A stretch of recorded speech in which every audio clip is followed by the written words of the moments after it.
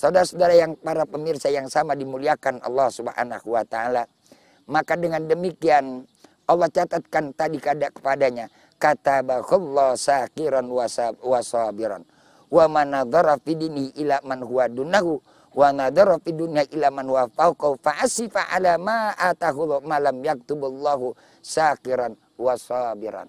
Sebaliknya ketika manusia melihat urusan dunianya, ia memandang ke atas sehingga ia meninggalkan apa yang Allah berikan. Tidak pernah mensyukuri apa yang Allah kasih karena ia melihat ke atas. Akibatnya apa? Allah tidak memberikan pangkat kepadanya orang yang bersyukur. Jadi kalau kita mau bersyukur adalah yang pertama adalah kita menerima apa yang Allah berikan dan kita lihat ke bawah daripada orang-orang yang rendah di bawah kita.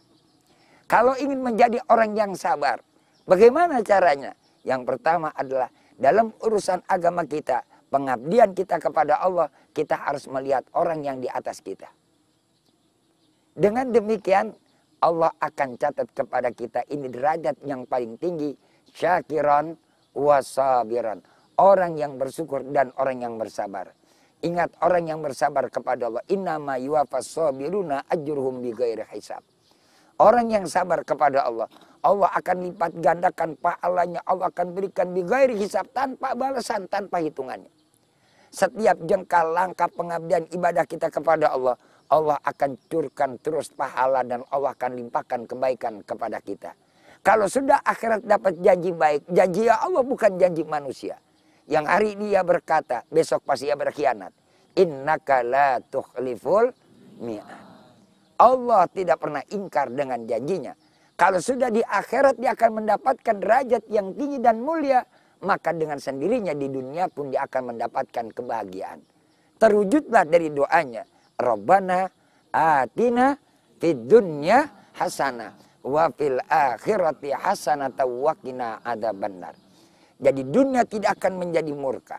Dunia itu tidak akan membuat manusia celaka. Kalau manusia memandang dunia itu adalah kepada orang yang lebih rendah daripada apa yang Allah berikan urusan dunia kepadanya.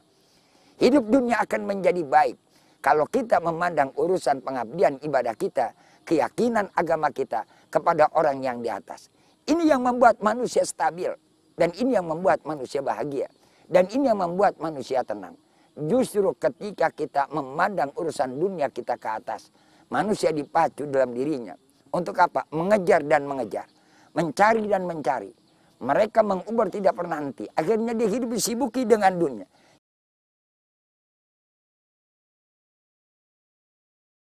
Allahu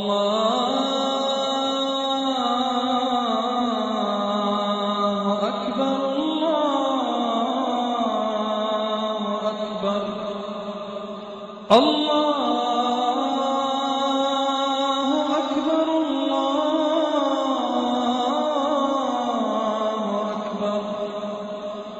أشهد أن لا إله إلا الله أشهد أن لا إله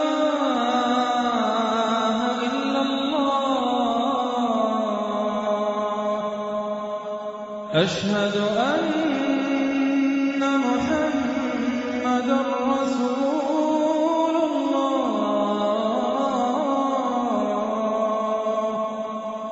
أشهد أن محمدا رسول الله حي على الصلاة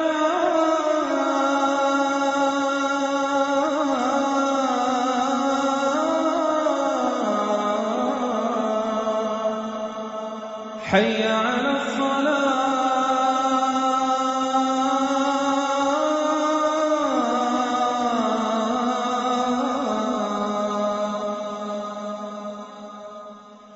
حي على الفلاح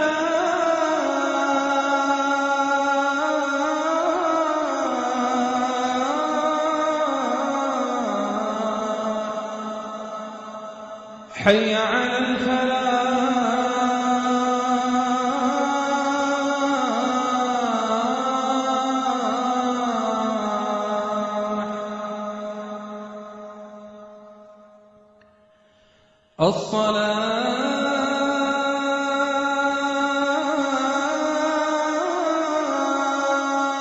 خير من النوم.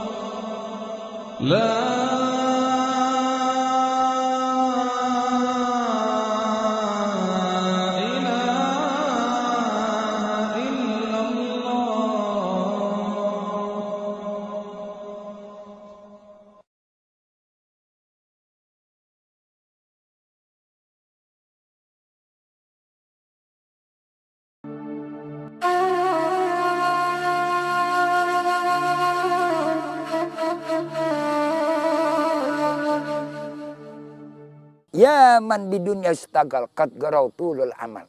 Kalau orang sudah sibuk dengan urusan dunia, qad garau tulul amal, maka dia akan ditenggelamkan oleh ambisi yang tidak pernah akan hentinya.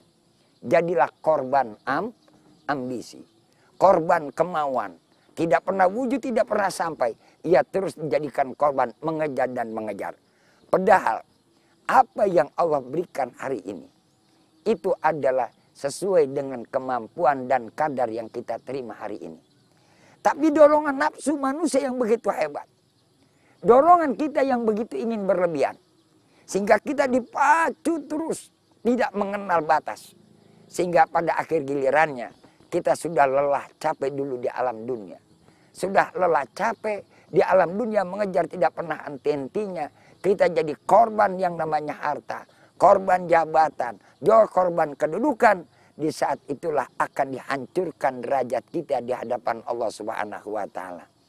Hanya dengan taufik dan hidayah kita minta kepada Allah. Karena itu di dalam sholat, apa sih yang kita minta? Ihdinas siratal mustaqim. Tunjukilah kami ya Allah jalan yang lurus. Jangan terjebak dengan indah dan mewahnya glamor dunia. Dan jangan terjebak dengan bisikan kemauan tentang yang namanya keindahan kemewahan dunia yang tidak pernah akan hentinya. Itu yang menyebabkan manusia bisa tersesat. Manusia bisa mendapatkan murka. Begitulah akhir daripada surat Al-Baqarah Allah sebutkan. Ghairil maghdubi alaihim waladhdallin. Dia menjadi murka di hadapan Allah karena ia tidak pernah mensyukuri apa yang Allah berikan. Dan ia menjadi sesat di jalan Allah. Kenapa? Karena ia mengejar sesuatu yang tidak pernah akan ada hentinya dan tidak pernah akan ada selesainya. Mudah-mudahan Allah berikan kepada kita hidayah dan inayahnya. Allah jadikan kita semuanya hamba-hamba yang soleh, yang selalu berada di dalam lindungan rahmat dan hidayahnya. Dan semoga Allah kuatkan iman dan Islam kita hingga akhir hayat kita. Usikum wa nafsi bitaqwallah faqad fazal muttaqun. Assalamualaikum warahmatullahi wabarakatuh.